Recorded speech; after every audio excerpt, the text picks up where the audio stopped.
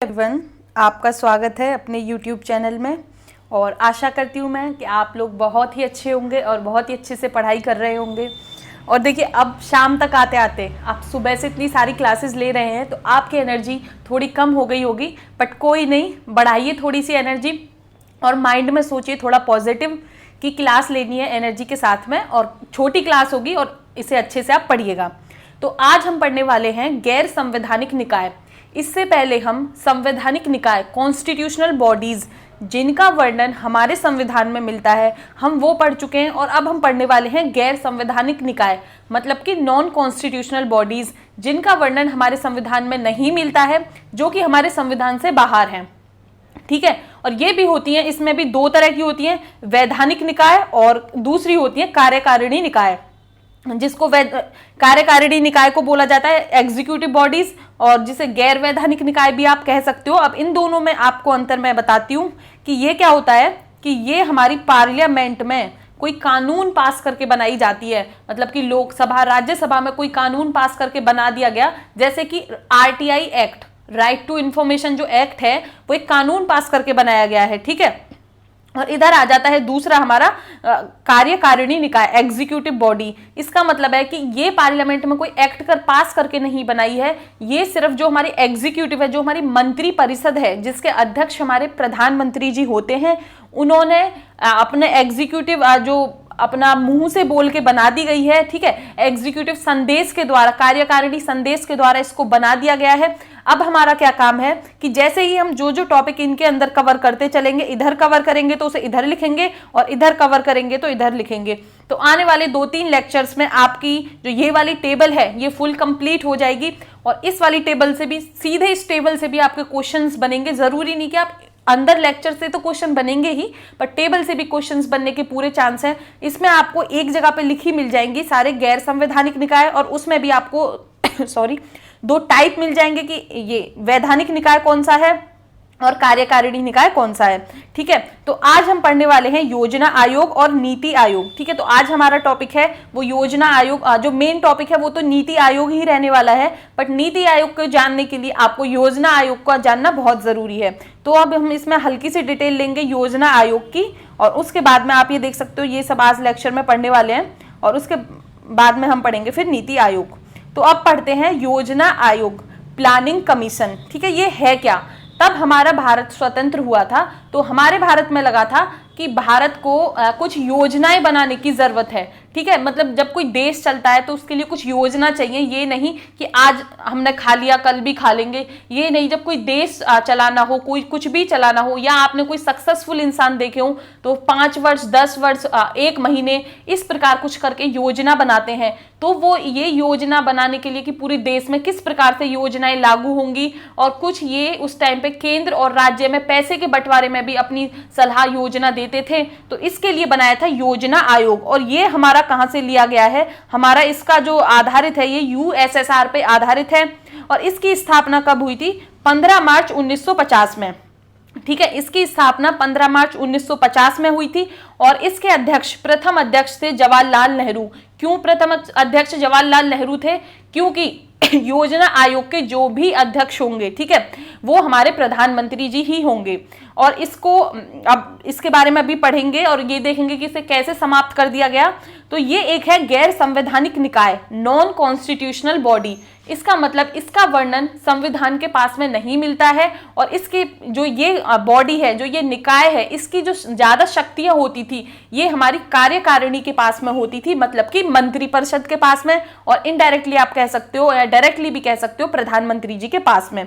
ये क्या करती थी? ये 5 साल की योजना बनाने का काम करती थी। तो इन्होंने पहली पंचवर्षीय योजना जो हमारे यहाँ पे आई थी 1951 से 1956 तक चली थी, और उसी के बीच में ऐसे चलते चलते हमारी आ जाती है 12 पंचवर्षीय योजना। और जो हमारी 12वीं पंचवर्षीय योजना आई थी वो आई थी 2012 से 2017 तक।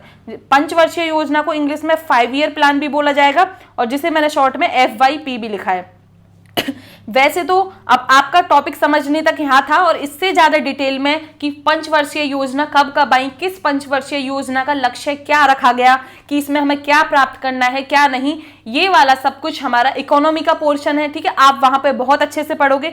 फिर भी मैंने आपको, ठीक है, कुछ को अभी भी थोड़ी उत्सुकता होगी जानने की, तो उनके लिए मैंने यहाँ पे आपको एक हल्का सा आइडिया दिया है कि जो पहली पंचवर्षीय योजना आई थी वो आई थी हमारी 1951 से 1956 तक, ठीक है। बताइएगा कब आई थी? 1951 से 1956 तक। और वो किस पे आधारित थी? वो आधारित थी हेरोड डोमर मॉडल, ठीक है। ये ही इस टाइप के ही क्वेश्चन ज्यादा बनते हैं और अब बन सकते हैं क्वेश्चंस, पर अभी नीति आयोग पे आपको ज्यादा ध्यान देना है।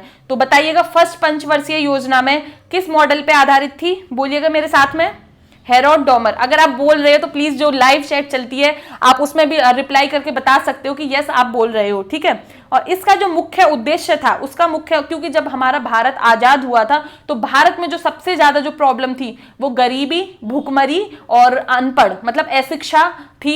लोग बहुत अशिक्षित थे और गरीब थे और अनपढ़ थे। तो सबसे पहले तो लोगों को खाना चाहिए, ठीक है, खाना मिलेगा, उसी के बाद में लोग पढ़ने के बारे में सोचेंगे। अगर लोग भूखे हैं तो वो पढ़ने के बारे में क्यों सोचेंगे? तो इसीलिए पहला जो उद्देश्य था देश की कृषि विकास पे था इसका उद्देश्य। उसके बाद में हमारी आती है दूसरी 5 ईयर प्लान, जो कि 1956 से 1961 तक था, और जो कि बेस्ड था पीसी महालोनोबिस मॉडल पर, ठीक है। और इसका मुख्य लक्ष्य क्या था कि इसको देश में औद्योगिक विकास पर, मतलब कि अब उन्होंने कृषि पे दे दिया ध्यान, अब देश की औद्योगिक विकास पे भी ध्यान देना पड़ेगा। इंडस्ट्रीज बनेंगी तभी तो कुछ होगा। इसी प्रकार से आप ये चीजें रिलेट करके इनको याद कर सकते हो, ठीक है। और ये बाकी आपको अच्छे से डिटेल में आपको इकोनॉमी में पढ़ना है। मैं बार बार बोल रही हूँ इकोनॉमी का लेक्चर नहीं है, ये पॉलिटी का है, फिर भी मैं आपको थोड़ा सा बता देती हूँ ताकि आपको एक आइडिया हो जाए, और तभी भी आप इकोनॉमी में पढ़ो या आपका पढ़ा हुआ है तो रिवीजन हो जाएगा, और तब आप इकोनॉमी में पढ़ोगे तो आपका वहां पे एक बार और रिवीजन हो जाएगा। तो तीसरा हमारा 5 ईयर जो प्लान था वो गडगिल योजना पे आधारित था, जो कि 1961 से 1966 तक आया था, और जिस टाइम पे हुआ था हमारा चीन युद्ध। और इस चीन युद्ध होने की वजह से ये जो 5 ईयर में जो लक्ष्य रखे गए थे कि हम इतनी विकास दर रखेंगे, अपनी इतनी वृद्धि दर रखेंगे, वो सब असफल रहे थे, क्योंकि जो चीन के साथ में युद्ध हुआ था उसमें काफी सारा पैसा हमारा लग चुका था। और फिर इसके बाद में 3 साल का योजना अवकाश हो जाता है। योजना अवकाश इसी वजह से होता है क्योंकि जो इससे पहला 5 ईयर प्लान था उसमें हम अपने लक्ष्य पूरे नहीं कर पाए थे, इसलिए हमारा 1966 से 1969 तक 3 साल का हो जाता है योजना अवकाश, जिसे प्लान हॉलीडे भी बोला जाएगा, क्योंकि इस टाइम पे जो हमारे प्लान बनने थे, जो योजना बननी थी, उनको मिल चुकी थी छुट्टी। जैसा कि आप सभी को, बच्चों को, सबको इस टाइम पे स्कूल से छुट्टी मिल रखी है, तो इसी टाइप का ही कुछ योजना अवकाश था, ठीक है। अब आ जाता है हमारा चौथा 5 ईयर प्लान, ठीक है। कौन चौथा 5 ईयर प्लान आता है हमारा 1969 से 1974 तक, और इसमें जो इंपॉर्टेंट है, सबसे ज्यादा इंपॉर्टेंट है कि गरीबी हटाओ नारा इसी वाले 5 ईयर प्लान में दिया था। चौथे 5 ईयर प्लान में गरीबी हटाओ नारा दिया था। और आप इसे कैसे याद रख सकते हो? इसे आप याद रख सकते हो कि जो हमारा तीसरा 5 ईयर प्लान था वो असफल हो गया था, और वो असफल हो गया था चीन के साथ में जो युद्ध हुआ था उसकी वजह से। तो उसकी वजह से पैसा हमारा बहुत खर्च हो गया था, देश में बहुत गरीबी, भूखमरी थी, तो इसलिए इंदिरा गांधी जी ने 1969 से 1974 जो चौथा 5 ईयर प्लान आया था उसी के दौरान गरीबी हटाओ को नारा दिया था। मेरे को लग रहा है कि शायद से मेरी बोलने की स्पीड थोड़ी फास्ट हो रही है, तो आप क्या कर सकते हो, आप वीडियो रिकॉर्ड में पूरी, जब वीडियो प्रीमियर हो जाए उसके बाद में आप इसे 0.75 की स्पीड पे देख सकते हो, ठीक है। तो इसका जो हमारा चौथा 5 ईयर प्लान था, इसका 2 उद्देश्य थे। पहला उद्देश्य था कि स्थिरता के साथ में विकास, मतलब कि अब देश में कोई ऐसा, क्या कहते हैं, कोई युद्ध वगैरह ना हो, देश में स्थिरता रहे, उसके साथ में हमें विकास करना है। और दूसरा था कि हमें अपने देश को आत्मनिर्भर बनाना है, किसी दूसरे के ऊपर डिपेंड नहीं रहना है, सेल्फ रिलायंट बनाना है अपने देश को। तो इसके बाद में आता है फिर हमारा पांचवा 5 ईयर प्लान, ठीक है। पांचवा 5 ईयर प्लान होता है हमारा 1974 से 79 तक, ठीक है। इसमें क्या था, इसमें कृषि को सबसे ऊपर प्राथमिकता दी गई थी, और जो इसका ड्राफ्ट तैयार किया था वो किया था डीपी धर ने, ठीक है, डीपी धर ने। और उसके बाद में फिर क्या होता है कि रोलिंग प्लान आ जाता है। रोलिंग प्लान क्या है कि 1978 में मोरारजी देसाई जी की गवर्नमेंट आ जाती है, तो जो कि 5 ईयर प्लान 79 तक चलना था, ये इसे 78 में ही समाप्त कर देते हैं और 1 साल का वार्षिक प्लान लेके आते हैं, जिसे बोला जाता है रोलिंग प्लान, ठीक है। उसके बाद में आता है हमारा छठा 5 ईयर प्लान जो चलता है हमारा 1980 से 1985 तक। और इसमें जो सबसे जो इंपॉर्टेंट हमारा है कि इसमें फैमिली प्लानिंग, जो आप फैमिली प्लानिंग उस टाइम पे हमारे दो वाला नारा टाइप दिया गया था फैमिली, क्योंकि जनसंख्या बढ़ रही थी और देश में क्या कहते हैं संसाधनों की कमी हो जाती है। जब जनसंख्या बढ़ती है तो जनसंख्या को रोका जाए और इसीलिए लोगों को जागरूक किया गया, फैमिली प्लानिंग करी गई। तो ये वाला जो हमारा हुआ था और ये छठे 5 ईयर प्लान में आया था जो कि 1980 से 85 तक था। इसमें कुछ विवाद भी रहे, कुछ सफल भी रही, कुछ असफल भी रही, वो अलग बात है, बट आपको ये याद रखना है कि ये किसके अंदर आई थी, ये आई थी हमारे छठे 5 ईयर प्लान के अंदर। और जो कि हमारा नाबार्ड, ठीक है, जो हमारा नाबार्ड बैंक है जो कि 1982 में, वो भी हमारा छठे 5 ईयर प्लान के अंदर आया था। उसके बाद में हमारा आता है सातवां 5 ईयर प्लान जो कि आता है 1985 से 1990 तक। और इसके बाद में क्या हुआ कि 2 साल के लिए 2 वार्षिक योजनाएं आ जाती हैं। इन 2 साल में कोई भी 5 ईयर प्लान हमारा नहीं आया। तो 1990 से 1991 तक और 1991 से 1992 तक 2 वार्षिक योजनाएं आ जाती हैं। इसके बाद में हमारा आता है 8वां 5 ईयर प्लान, ये आता है हमारा 1992 से 1997 तक। इसमें आपको क्या याद रखना है, जो इंपॉर्टेंट चीज है एलपीजी रिफॉर्म्स, ठीक है, लिबरलाइजेशन, प्राइवेटाइजेशन एंड ग्लोबलाइजेशन, ये रिफॉर्म थे और जो ये मॉडल था ये इसी टाइम पे आया था। और देखिए आपको ये सारा डिटेल में इकोनॉमी में पढ़ना है और ये एग्जाम के लिए इंपॉर्टेंट भी है। और आप जब भी इकोनॉमी पढ़ो तो ये सारी चीजें आपको बहुत अच्छे से पढ़नी है। तो चलिएगा आप जल्दी से ये रिवाइज कर लेते हैं कि हमारा गरीबी बचाओ, सॉरी गरीबी हटाओ जो नारा था हमारा कौन से 5 ईयर प्लान में दिया था, बताइएगा आप, आपके सामने ये स्क्रीन पे लिखा हुआ 4th 5 ईयर प्लान में दिया था हमारा। और हमारा छठे 5 ईयर प्लान में हमारे फैमिली प्लानिंग जो आई थी वो छठे 5 ईयर प्लान में आई थी फैमिली प्लानिंग। और नाबार्ड भी जो हमारा आया था वो भी 1982 में, जो फैमिली प्लानिंग जिस 5 ईयर प्लान में आई थी उसी वाले 5 ईयर प्लान में हमारा नाबार्ड आया था। और इसके बाद में आप देख सकते हो ये बाकी 9वां 5 ईयर प्लान कब आया, 10वां कब आया, 11वां। और देखिए ये जो हमारा आखिरी प्लान था 5 ईयर प्लान, ये 12वां था जो कि 2012 से 2017 तक। तो जब भी आप कोई इकोनॉमी पढ़ो तो ये वाले थोड़े से आप जो 12वां 5 ईयर प्लान है इसके उद्देश्य क्या थे, इसके लक्ष्य क्या थे, ये सब आपको डिटेल में वहां पे पढ़ना है। क्योंकि जो हमारा लास्ट है उससे थोड़े पूछे जाने के चांसेस ज्यादा रहते हैं, या कोई फर्स्ट चीज आई उससे पूछे जाने के चांसेस ज्यादा रहते हैं, या उसके बीच में जो भी आया और जो कि उसमें कोई इंपॉर्टेंट काम हो गया हो, जैसे गरीबी हटाओ नारा, फैमिली प्लानिंग, इन सबसे पूछे जाने के चांसेस ज्यादा रहते हैं। और आपने प्रीवियस ईयर क्वेश्चंस भी इनसे देखे होंगे।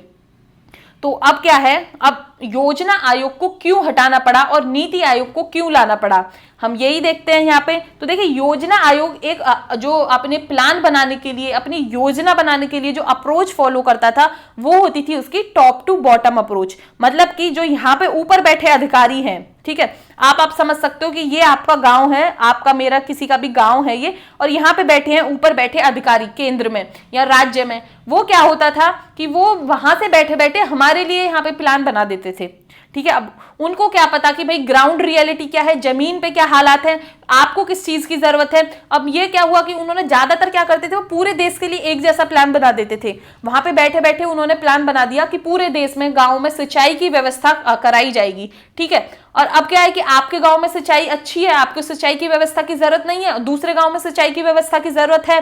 तो इसमें यह दिक्कत थी कि सभी को एक ही वन साइज फिट अप्रोच, मतलब कि ये मान लेते थे कि सबको एक ही जैसी चीज की जरूरत है, जबकि ऐसा नहीं होता है, सबको अलग अलग चीज की जरूरत होती है। आप भी समझ सकते हो कि आपको किसी को पॉलिटी ज्यादा पढ़ने की जरूरत है, किसी को इकोनॉमी ज्यादा पढ़ने की जरूरत है, किसी को मैथ्स, या किसी को कोई सब्जेक्ट अच्छा है। तो इसी प्रकार से आपको उस हिसाब से अपने सब्जेक्ट पे फोकस देना चाहिए।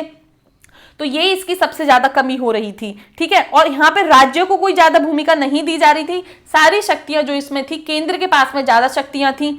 तो अब इन सारी चीजों से दूर हटने के लिए, ठीक है, अब देश भी बहुत टाइम हो चुका, भाई हमारे देश को आजाद हुए सब, तो अब हमें टाइम के हिसाब से हमें नई चीज चाहिए। तो ये नई चीज हमें क्या मिली, ये मिली हमें नीति आयोग। और नीति आयोग में क्या हुआ, अभी ये नीति आयोग के बारे में भी हम पढ़ने वाले हैं। बस यहाँ पे मैं आपको हल्का सा ये बताऊंगी कि योजना आयोग से नीति आयोग अलग क्यों है। तो ये क्या करते थे, ये करते हैं बॉटम से टॉप अप्रोच, मतलब कि इसमें जमीनी रियलिटी जाके की जो ग्राउंड रियलिटी है वो जाके इसमें देखी जाएगी, और उसके बाद में ऊपर बैठे जो अधिकारी हैं उन्हें इनपुट यहां से मिलेगा ठीक है, कि उन्हें क्या करना है, उनका डेटा वगैरह यहां से जाएगा और योजना तब ऊपर जाके बनेगी, वो भी इनके कहने से। ठीक है, मतलब कि योजना अब ये बना रहे हैं। और इसमें राज्य की भूमिका बहुत है। यहाँ पे संघवाद के ढांचे को बढ़ाया गया है, जिसे आप बोल सकते हो कोऑपरेटिव फेडरलिज्म। ठीक है, मैं आपको संघवाद पढ़ा चुकी हूँ। आप संघवाद को समझने के लिए, ठीक है, किसी को सीधा संघवाद शब्द समझ नहीं आता है तो आपको क्या करना है, संघवाद के समझने के लिए आपको इधर दूसरा याद कर लेना है, संघ सरकार और इधर एकात्मक सरकार। ठीक है, उसका विपरीत होता है। संघ में क्या होता है कि आपके केंद्र में एक सरकार होगी और जो आपकी क्षेत्रीय सरकार, राज्यों में सरकारें होंगी, वो दोनों अलग अलग पार्टी से चुनाव लड़ सकती हैं।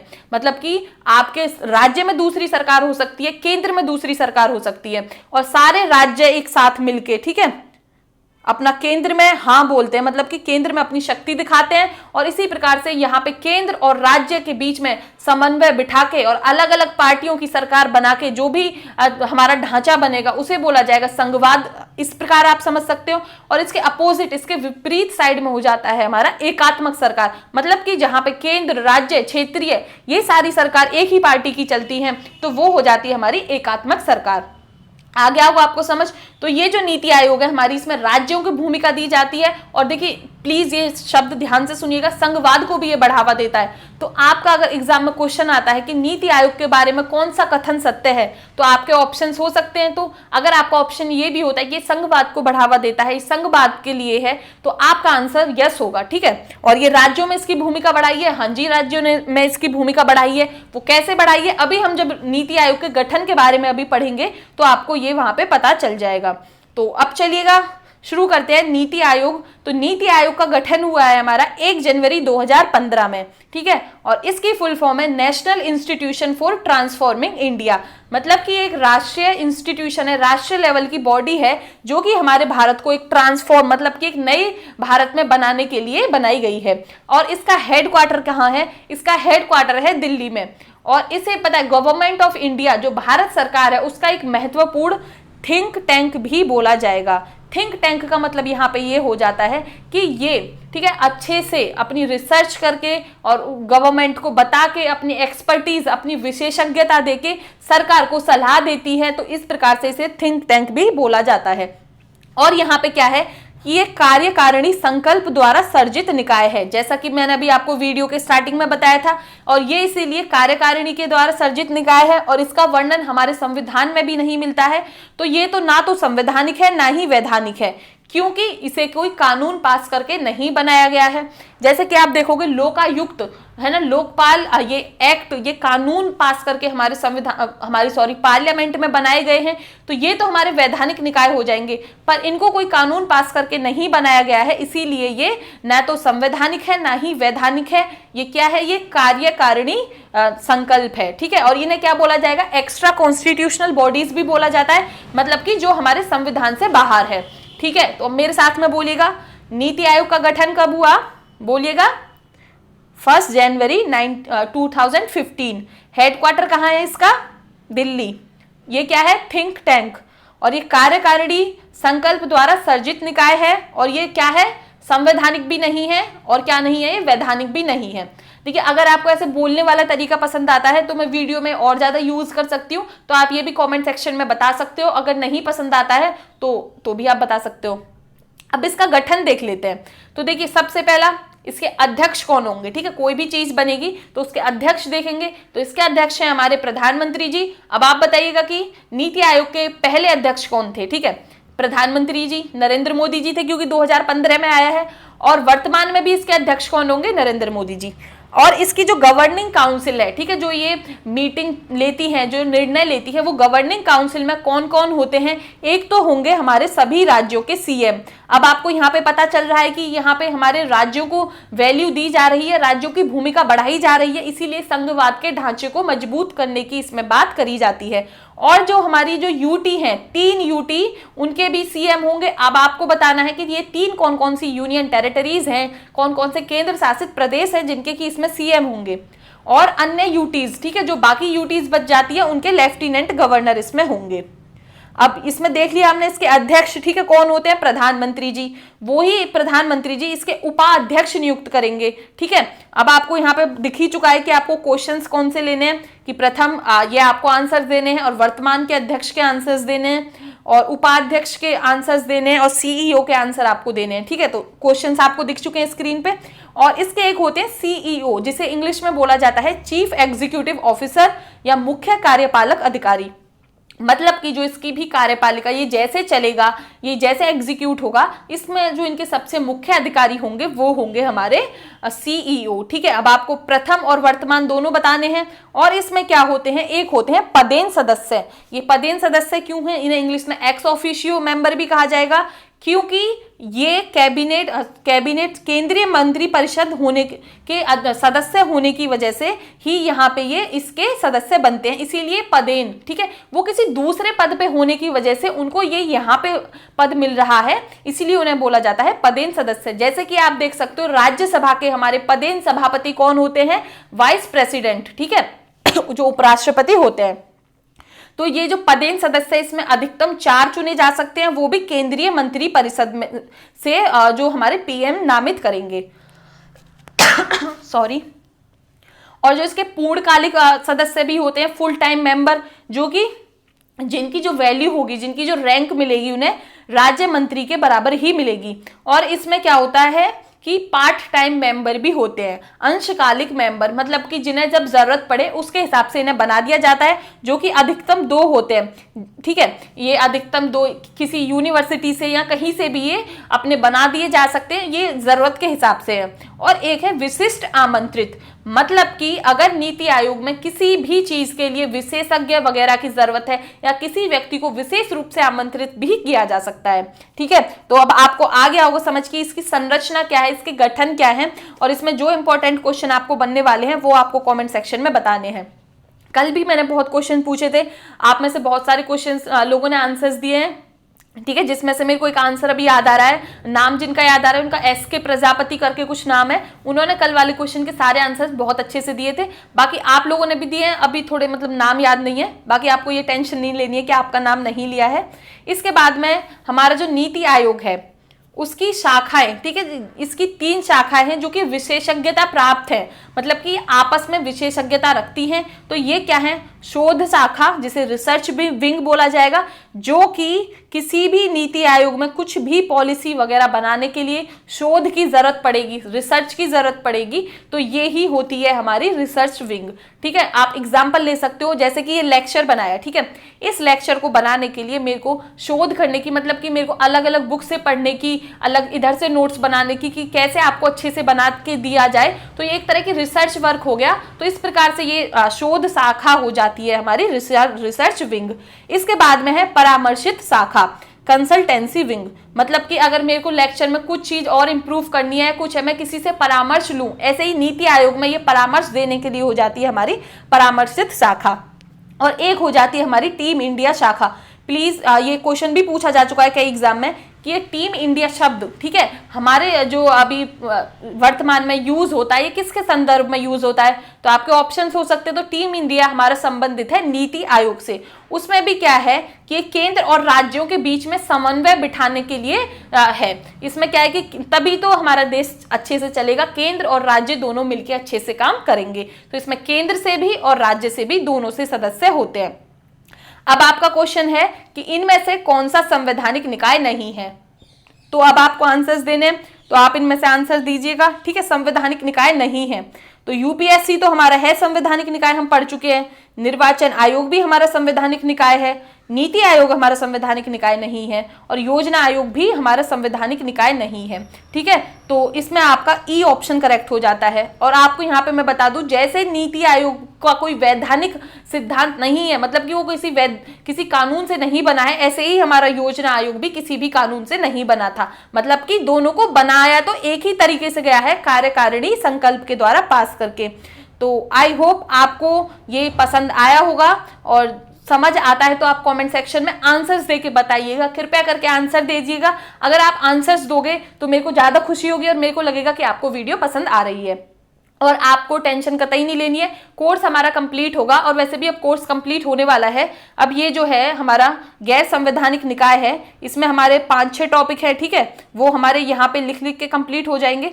उसके बाद में हमारे जो बचते हैं पंचायत और म्युनिसिपैलिटीज बचते हैं। फिर उसके बाद में हम कह सकते हैं कि हमारी पॉलिटी कंप्लीट हो चुकी है, ठीक है। और उसके बाद में कुछ छोटे मोटे 1-2 टॉपिक बचेंगे, तो मैं वो आपको मिसलिनियस टॉपिक आप पॉलिटी के उनको बोल सकते हो, वो मैं आपको टाइम के हिसाब से करा दूंगी। वैसे आपकी पंचायत होने के बाद में आपकी पॉलिटी कंप्लीट हो जाएगी। हाँ, एक और टॉपिक बचता है अखिल भारतीय सेवाएं, वो भी मैं आपको करा दूंगी। और आपको अगर आपको और कोई लगता है कि आपका कोई टॉपिक छूटता है पॉलिटी में, तो जब मेरी लास्ट वीडियो जो होगी उसमें मैं आपको बताऊंगी, और आप उसके नीचे कमेंट सेक्शन में कमेंट करके बता सकते हो कि ये टॉपिक मैंने पॉलिटी का कंप्लीट नहीं कराया है।